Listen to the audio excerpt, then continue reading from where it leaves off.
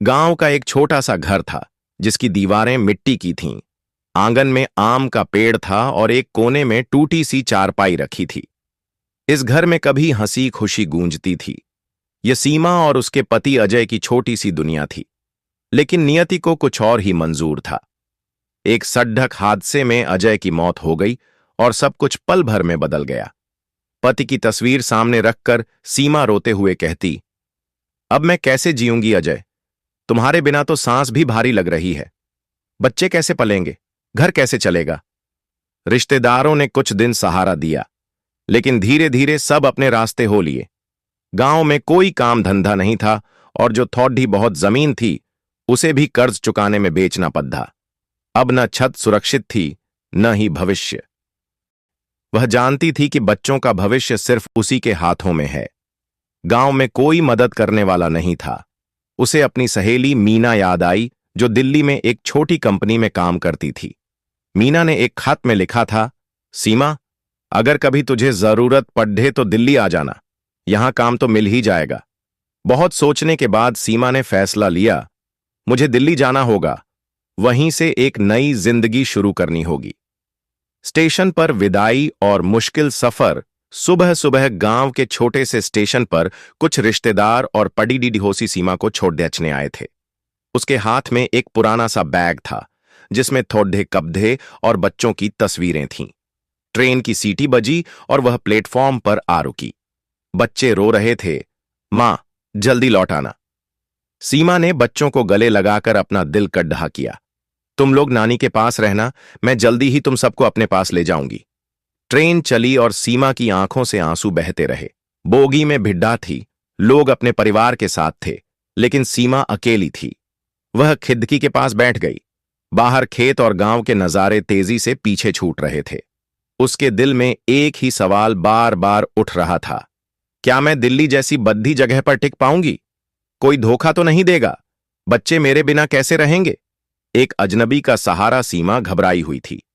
तभी सामने बैठे एक लगभग 55 से 60 साल के बुजुर्ग ने उसकी ओर देखा। वह सफेद कुर्ता पायजामा पहने थे, उनके चेहरे पर हल्की झुर्रियां थीं और आंखों में एक गहराई थी। उन्होंने धीरे से पूछा, बेटी, तुम बहुत परेशान लग रही हो। पहली बार दिल्ली जा रही हो क्या? सीमा थोड़ी सकपकाई, लेकिन उनके चेहरे की सहजता देखकर बोली, हां, पहली बार। काम ढूंढने जा रही हूं।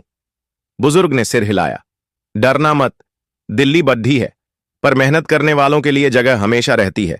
औरत अगर ठान ले तो किसी से कम नहीं। सीमा की आंखों से आंसू छलक पड़े।